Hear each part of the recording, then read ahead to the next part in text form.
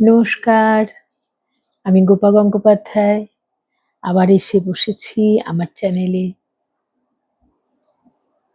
আমার সোনার তরীতে। 3:30 বাজে। এটা মোটামুটি আমার আড্ডার সময়। কাল 22শে শ্রাবণ ছিল, রবীন্দ্রনাথের মৃত্যুদিন।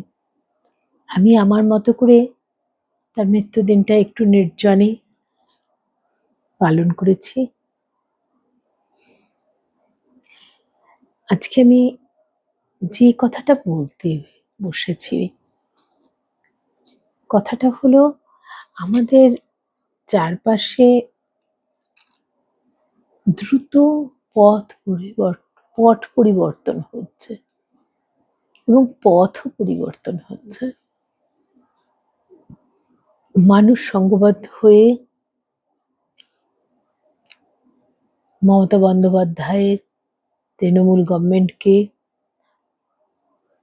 ভীষণ লজ্জাজনকভাবে হারিয়ে দিয়ে সাফল্যের গৌরবের মালাটা বিজেপির গলায় পরিয়ে দিয়ে বিজেপি সরকারকে বরণ করে নিয়েছে পশ্চিমবঙ্গে। আমাদের সেন্ট্রাল এবং বেঙ্গল এখন একই গভর্নমেন্টের আন্ডারে। আমাদের কয়েক মাস হলো নতুন সরকার এসেছে, কয়েকটা মাস, 3-4 মাস। তাও একটা জেতা মানেই তো সরকার আসা নয়। জেতা, তারপর শপথ গ্রহণ, কারা কি মন্ত্রী হবেন, দপ্তর বন্টন, তারপরে এই যে 50 বছরের খরা পশ্চিমবঙ্গে ছিল, তার কোথায় কতটা ড্যামারেজ, তার মাপঝোপ করে নিয়ে কাজ শুরু করতে কিন্তু সময় লাগে। এই সময়টা দিতে হঠাৎ কেন বুঝতে পারছি না বাঙালির এত অনীহা। সময়টা দিতে হবে, সময়টা দিতেই হবে। আগে কোথায় কি ড্যামারেজ আছে না জেনে এই যে ট্রমা কেয়ার গুলোতে অ্যাক্সিডেন্ট পেশেন্ট নিয়ে আসে, নার্সিংহোমে গেলে আমার একটা অভিজ্ঞতা আছে। ট্রমা কেয়ারে নার্সিংহোমে ট্রমা কেয়ারে ভর্তি হয়েছে একটি পেশেন্ট। আমি সার্জারি ঘরেই বসেছিলাম আমার নিজস্ব প্রয়োজনে। তখন দেখলাম মানে একজন এসে বললেন, মানে ম্যানেজমেন্টের, এরকম একটা পেশেন্ট ভর্তি হয়েছে, আমরা প্যাকেজ কত দেব? সার্জন উত্তরটা ফেরালেন, প্যাকেজটা নার্সিং হোমের ব্যাপার, আমার নয়। আগে আমি পেশেন্ট দেখব, তারপরে কোথায় কি ক্ষতি হয়েছে, কটা অপারেশন করতে হবে, কোথায় প্লাস্টার করতে লাগবে, কোথায় কি অবস্থায় আছে, না টোটো না জেনে, পেশেন্টকে পুরো ইনভেস্টিগেশন না করে আমি কিন্তু কিছু বলতে পারবো না। সুতরাং আগে আমার পেশেন্ট দেখতে দিতে হবে, তারপর আমি যাব পেশেন্ট দেখব, তারপরে আমি বলবো কি কি হবে কি কি হবে না। তারপর উনি চলে গেলেন, খুব দ্রুততায় চলে গেলেন। কারণ কোনো একটা সিভিয়ার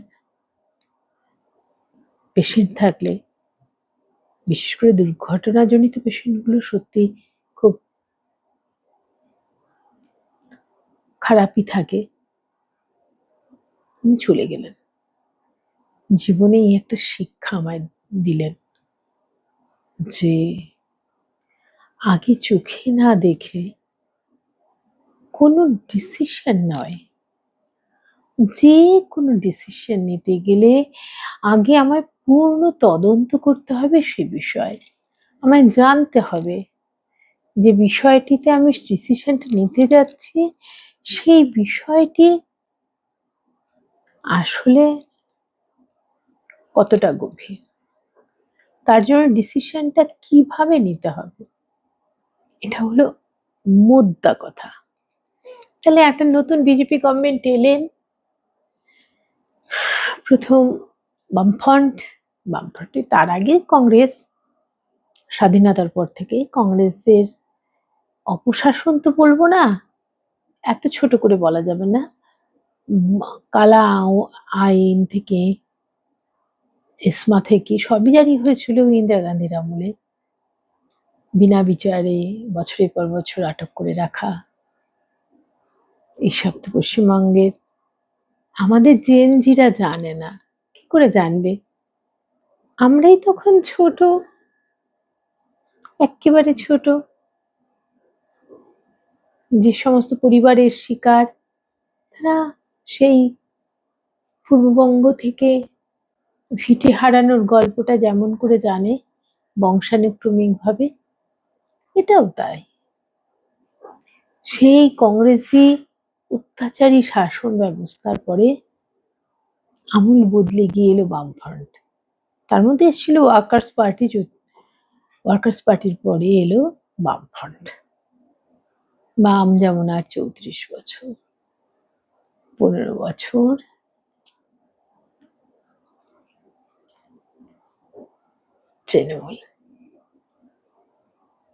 তৃণমূলের জামানাটা আমাদের জেনজিরা কিছুটা জানে,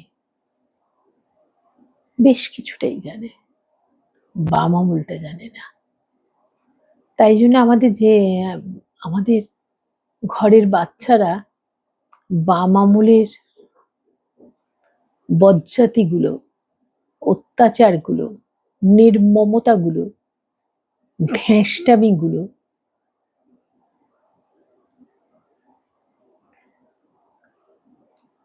জাতিভেদ, জাতি তোষণ, নোংরা খেলা সম্পর্কে ওটা কিচ্ছু জানে না।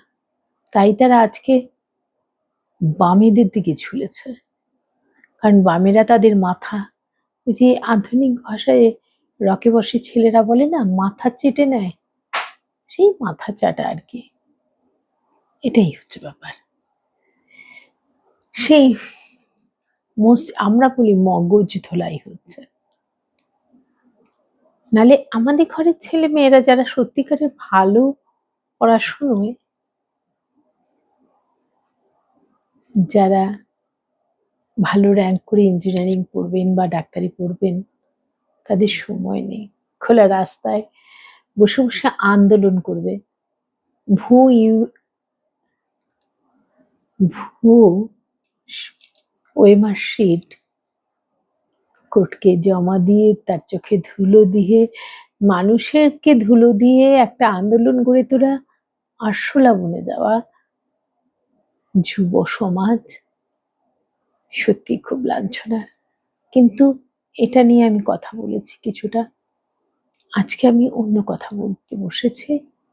অন্য কথাটা হলো যে ভয়ঙ্কর লাগছে পরিবেশটা। আমাদের সোশ্যাল মিডিয়ায় বামপন্থীরা ভীষণ অ্যাক্টিভ, ওদের তো কোনো কাজ নেই, দেশ কনস্ট্রাকশনের ব্যাপারে ওরা নেই, ওরা দেশ ভাগের ব্যাপারে আছে, দেশের অর্থনৈতিক লাভের ব্যাপারে ওরা নেই, ওরা দেশের দুর্নীতির সহযোগী হিসেবে আছে। ওরা ডিপ স্টেটের পয়সা খেয়ে বাংলাদেশ পাকিস্তানকে উৎসাহিত করে আমাদের দেশে হিন্দু মুসলিমে বিভেদ তৈরি করার জন্য ওদের যে পারদর্শী আমি বোধহয় এখনো অব্দি কোনো পার্টিকে পাইনি। কংগ্রেস এখনো ছোট ওদের তুলনায়, মানে নাবালক, ছোট বলতে নাবালক। সেই নেতাজি সুভাষচন্দ্র বসুকে তাড়ানো, তাকে তুজুর কুত্তা বলা, নেতাজি ন্যাশনাল হিরো আমাদের, প্রাণের ছেলে, বাংলার প্রাণের ছেলে, বাংলার গর্বের ছেলে, বাংলার অহংকার, যা ভাঙিয়ে আরো অনেক বছর চলবে বাঙালির বীরত্বের গাথা। হয়তো আরো 100 বছর এই বীরত্বের গাথা বাঙালি ভাঙাতে পারবে। এতই মূল্যবান, তা তাকে এই বামফ্রন্ট গ্রেট ক্যালকাটা কিলিং এর সহযোদ্ধা, সহকারী, কংগ্রেস, বামফ্রন্ট, মুসলিম লীগ বসেই এই হিন্দু নিধন যজ্ঞটা এক মঞ্চে বসে ঘোষণা করেছিল। জ্যোতিবাবু ছিলেন সেখানে। যাকে এইগুলো আমার আলোচ্য বিষয়ের মধ্যে পড়ে না। আসল দুঃখের কথা তো, ব্যথার কথা তো যেন খোঁচা দিলেই বলবল করে বেরিয়ে আসে। সেই মধু, মৌচাকের মধুটা ভালো, মৌমাছির হুলটা যেমন ভালো নয়। দেশটা আমাদের সত্যি ভালো, আমাদের মা ছাড়া আর কিছুই নয়। আমরা দেশ, আমার দেশের মাটি, দেশের মানুষ, আমরা এতকাল পাশাপাশি বাস করেছি, কোনো অসুবিধা ছিল না। হঠাৎ করে এত অসুবিধা তৈরি হয়ে যাচ্ছে, কারণ এই বামপন্থীরা অসুবিধা না তৈরি করলে আর সত্যিকারের দেশকে ভেঙে ফেলতে পারবেন না। তাই ওরা মার্কস, অ্যাঙ্গেলস, লেনিন, স্টালিনের পুজো করে, আর হিন্দু কমিউনিস্টরা দুর্নীতির আখড়া, গরুর মাংসকে প্রগতিশীলতা দেখায়, হিন্দু মুসলিমের বিভেদ করে প্রগতিশীলতা দেখায়। এই যে শুভেন্দুবাবু একটা কাজ করছেন, আমার খুব ভালো লাগলো, বিশ্বাস করুন, যে মন্দির এবং মসজিদ থেকে মাইকগুলো খুলে নেওয়া হবে। ব্যাস, খুলে নেওয়া উচিত। আমার যদি ভালো লাগে ভক্তিগীতি শুনতে, আমার যদি ভালো লাগে আজান শুনতে, এখন তো আর অসুবিধা নেই। এগুলো সব যে যার বাড়িতে অ্যারেঞ্জ করে নিন না, খুব লো ভলিউমে চালিয়ে শুনুন। ওই কান ফাটা শব্দ করে আর দর্শনকে একেবারে মরণে মেরে ফেলে, এগুলো অত্যাচার বহু বছর ধরে হয়ে আসছে। এই যে বিশ্বকর্মা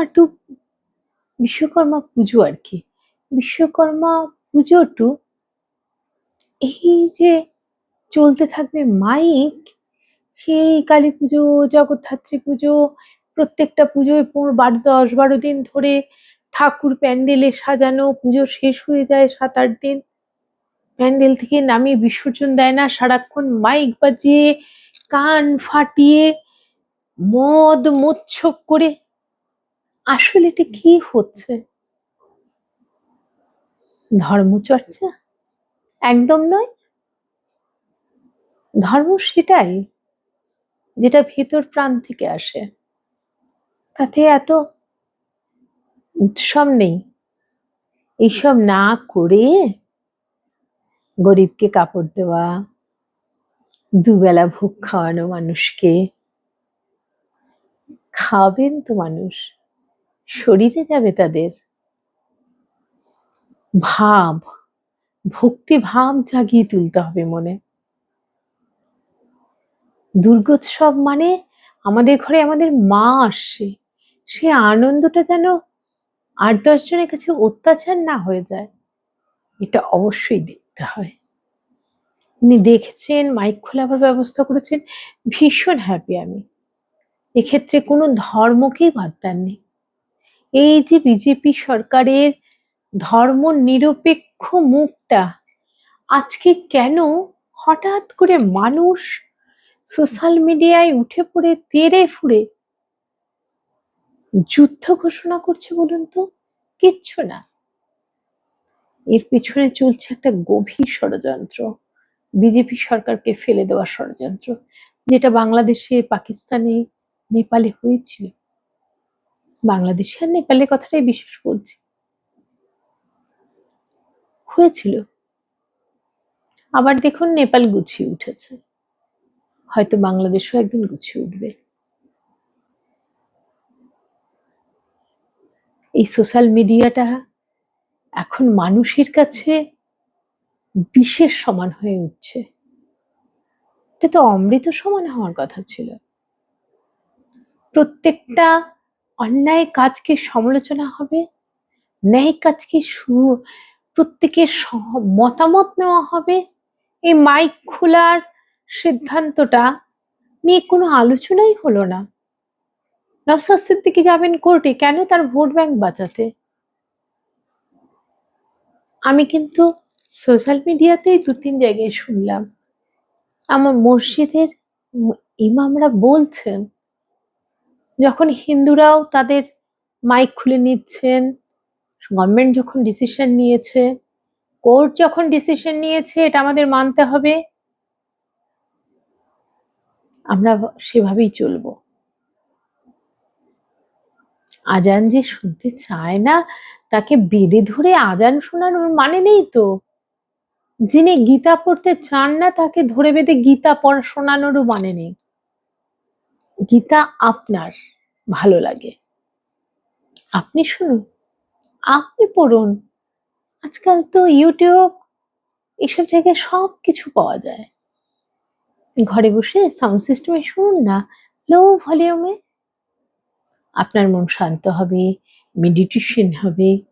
মন শান্ত, মেডিটেশন হলে তো এমনি সব মেধা সুবৃত্তির মধ্যে ঢুকে যাবে, কুবৃত্তির মধ্যে ঢুকতে পারবে না। আর কানের কাছে মাইক বাজিয়ে হার্টের পেশেন্ট, আরো আদার্স যারা পেশেন্ট আছে, পথের অবলা জীবগুলোর কি কষ্ট হয় বলুন তো। কুকুরগুলো যেন মরে বেঁচে থাকে এই সময়টা। সরকারের কাছে আমার আবেদন, আরো একটা কাজ করতে হবে সরকারকে, গভীর আবেদন, নিবিড়ভাবে আবেদন করছি। এই যে শ্রাদ্ধ থেকে অন্নপ্রাশন বা অন্নপ্রাশন টু শ্রাদ্ধ, সব কিছুতে বাজি ফাটানো, পুজো তো বটেই, এটা বন্ধ হোক, এটা বন্ধ হোক। সত্যি আমরা নিতে পারি না, আর নিতে পারি না। আসলে অনেক কথা হয়ে গেল। যেটা বলতে গেছিলাম, ওই এয়ারপোর্টে যখন মসজিদ ভাঙা হলো, তখন কত না কথা হলো, কত না নাটক হলো। একবার বাঙালি ভাবুন, এয়ারপোর্টটা ইন্টারন্যাশনাল এয়ারপোর্ট করতে হলে ওই মসজিদটা রাখা চলে না, এটা আইন বিরুদ্ধ, কোর্টের নির্দেশ। আগে দেশের উন্নতি চাই, আমার দেশকে আমি পিছিয়ে দিয়ে, ক্রমশ অন্ধকার যুগে দিয়ে, আমি তো দেশের কল্যাণ সাধন করতে পারবো না। সেক্ষেত্রে একটা মন্দির কিংবা মসজিদ ভাঙার কোনো ব্যাপারই না।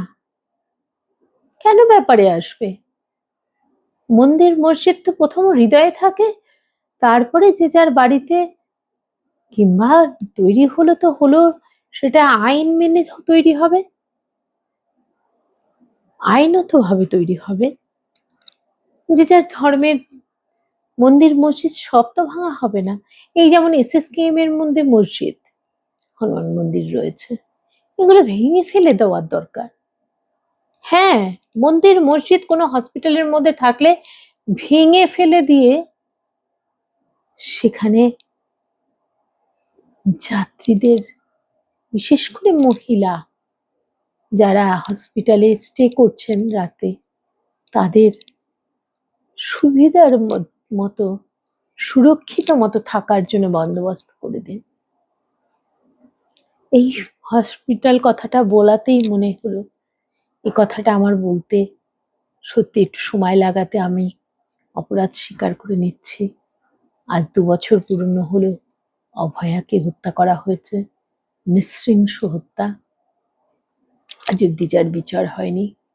গোটা পশ্চিমবঙ্গ শুধু নয়, গোটা ভারতবর্ষ শুধু নয়, গোটা বিশ্ব যেখানে রুখে দাঁড়িয়েছিল সত্য ন্যায্য বিচারের জন্য, বিজেপি আসার পরে নতুন করে ফাইল খোলা হয়েছে। ওর সহকর্মীদের ডাক পড়েছে নতুন করে।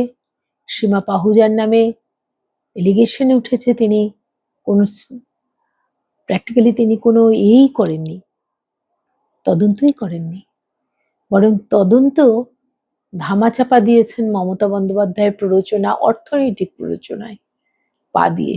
লোভী যে সীমা পাহুজাকে আমরা খুব শ্রদ্ধা করেছি, সেই সীমা পাহুজার নিজেই শ্রদ্ধার জায়গা থেকে সরে গেছেন লোভের বশবর্তী হয়ে। এটাই বলতে হয়। সিবিআই সেই সময় কোনো কাজ করেনি। যাই হোক, সেটা হয়নি। আজকে তার মৃত্যুদিন। সব সরকারি হসপিটালে আজকে 2 মিনিটের নীরবতা পালন করবে। মনে মনে আমি আপনিও 2 মিনিট না হোক নীরবতা পালন করে নেব। আমাদের ঘরের মেয়েটাকে এভাবে চলে যেতে হয়েছে, আরো কত অভয়ার মতো ঘটনা ঘটে গেছে, কারোর বিচার সেভাবে হয়নি।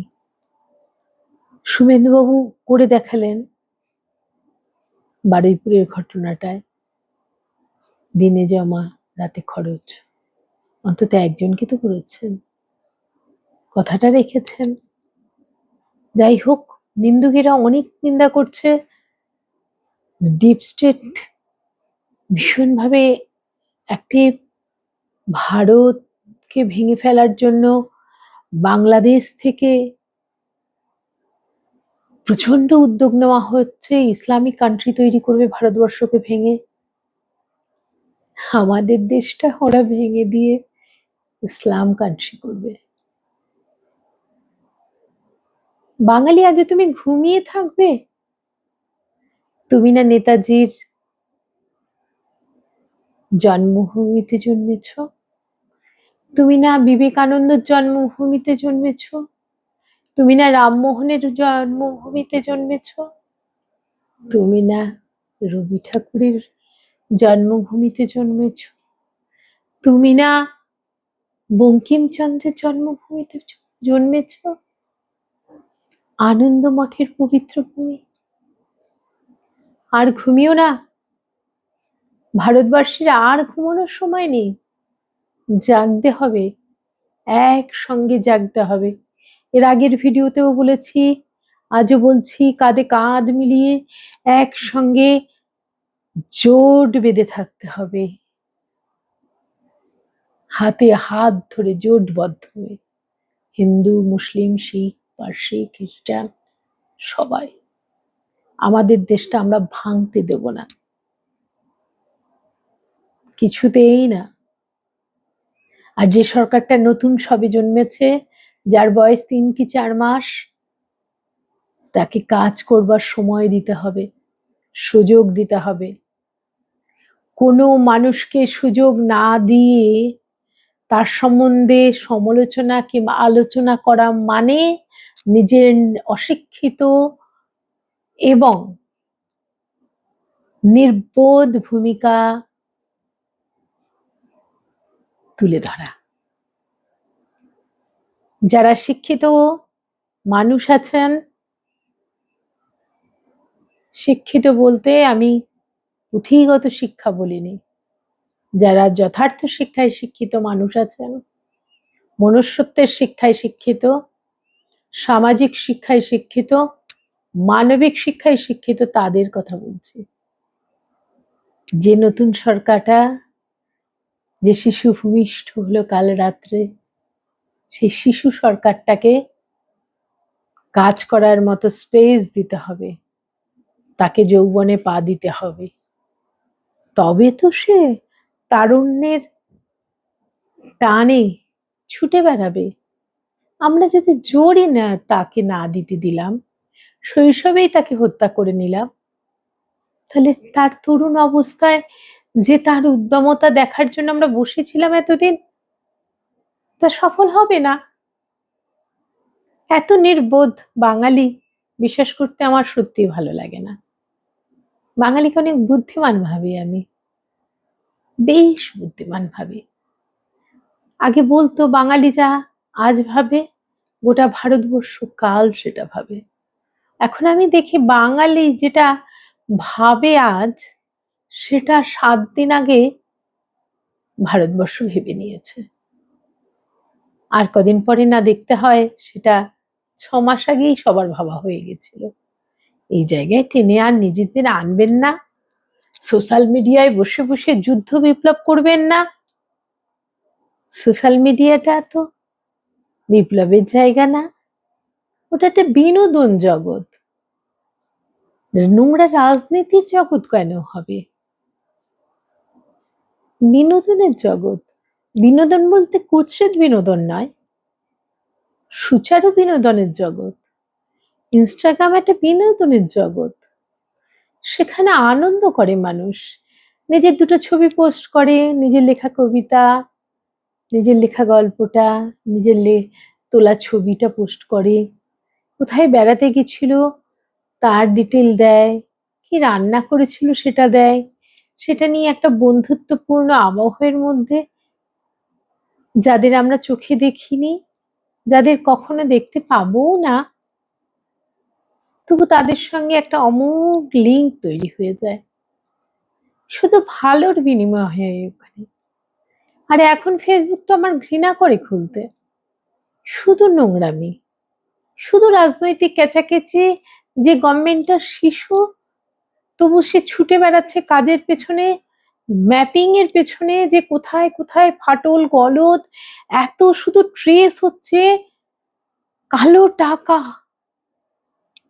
এর সামান্য ভগ্নাংশ পেলে পশ্চিমবঙ্গটা বেঁচে থাকতো।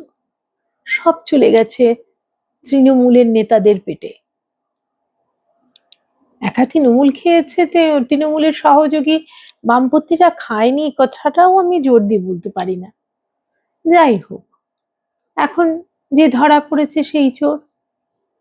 যাই, আর একটা কথা বলি আপনাদের, হয়তো আমার ভিডিওটা একটু বড়ই হয়ে গেল। কথা তো মনের কথা, আবেগের কথা, যেটা ঠিক আপনাদের সঙ্গে বলতে আসা, না বলে না পারাও যায় না। একটু সময় দিন, কাজগুলো গুছিয়ে তুলতে দিন।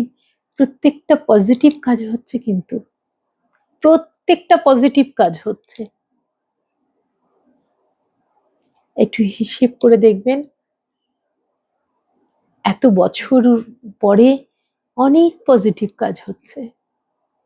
নোংরামি হচ্ছে মিড ডে মিলে, শিশুর পাতে ডিম পড়লো কিনা। সারা ভারতবর্ষে কটা স্টেটে মাছ খায়, তাদের শিশুরা নির্বল? কটা আইএস আইপিএস পশ্চিমবঙ্গে জন্মেছে? আমি জিজ্ঞেস করছি, আপনারা উত্তর দিন। আর ভারতবর্ষে কটা নিরামিষ দেশ থেকে কটা আইএস আইপিএস জন্মাচ্ছে, তৈরি হচ্ছে, বলুন? কটা সেই মেধাযুক্ত ডাক্তার তৈরি করতে পেরেছে পশ্চিমবঙ্গ, আর কতটা হয়েছে বাইরে থেকে, নিরামিষের দেশ থেকে? তাও সরকার তাদের ডিম দেবে বলেছে, তবু আপনাদের কুৎসিত আন্দোলনগুলো করতেই হবে, যেহেতু এই খাবারের বরাতটা ইসকনের কাছে গেছে। এটা হিন্দু একটা ধর্মীয় সংগঠন, হতেই পারে, তাতে কি? তারা যদি আমাদের বাচ্চাকে ভালো খাওয়ায়, তাতে এই ভালো খাওয়ানোটা গ্রহণ করতে আমাদের অসুবিধাটা কোথায় হচ্ছে? আপনাদেরই বা অসুবিধাটা কি হচ্ছে বলুন না? তারা বাচ্চারা সন্তুষ্ট, আর রাজনৈতিক নেতারা অসন্তুষ্ট। এই অভিষেকের বিয়ে এতদিন লুকিয়ে থাকলো, পুলিশ এত হন্যে হয়ে খুঁজে না পেলো, ডেড বডি না পেলো, সশরীর সে মমতার বাড়ি থেকে বেরিয়ে অভিষেকের বাড়িতে যেতে গিয়ে কাল ধরা পড়লো। আরে আশ্চর্য, মমতা বন্দ্যোপাধ্যায় মানুষ লুকোনোর কাজ করেন তো, সে তো আগেই প্রমাণ হয়ে গেছে। কালীঘাটের বাড়িতে উনি অনেককেই লুকিয়ে রেখেছেন অনেক সময়, যাকে যখন জেলে ভরবার মতো পরিস্থিতি হয় তখনই তিনি তাদের ওই এসএসকেএমে ভর্তি করে দিতেন আর নিজের বাড়িতে লুকিয়ে রাখতেন, পাওয়া যেত না। কি করবেন আপনারা ভাবুন। এই সরকারটাকে সময় দেবেন, কাজ করতে দেবেন, এই সরকারটা কাজ করুক। টাটাকে আনার জন্য এত চেষ্টা করা হচ্ছে, আটকাচ্ছে কোথায় বলুন তো? মমতা বন্দ্যোপাধ্যায় যে তাদের তাড়িয়ে দিয়েছে, তারা তাদের টাকা 11% সুদ সমেত ফেরত চেয়েছে, তাহলেই তারা চলে আসবে। আর টাটা আসা মানেই বড় বড় শিল্পপতিরা চলে আসবে পশ্চিমবঙ্গে। এটা বিজেপি গভর্নমেন্টকে দিতে হবে। মমতার চুরির টাকা বিজেপি গভর্নমেন্ট শোধ করবে। অভিষেক যেটা হাওলা দিয়ে, ব্ল্যাক মানি থেকে হাওলা দিয়ে বিদেশে পাঠিয়ে জমিয়ে রেখেছে, তার গুণাগার আমার আপনার পকেট থেকে যাবে? তবু টাটা আসুক, আসুক। আমাদের ছেলেদের বাইরে পরিযায়ী ইঞ্জিনিয়ার হয়ে থাকতে দিতে আমার ভালো লাগে না। আমাদের ঘরের ছেলে মেয়েদের পরিযায়ী শ্রমিক হয়ে থাকতে দিতে কার ভালো লাগে বলুন তো? এখানে শিল্প আসুক, কর্মসংস্থান বাড়ুক, দুবেলা ভাতের জন্য কারোর যেন চিন্তা করতে না হয়।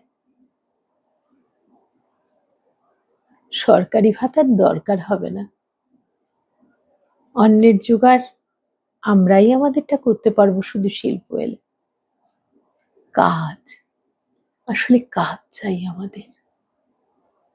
ভাতা তো ভিক্ষের মতো, ভিক্ষে করে বাঙালির এত আস্বাদ মেটে?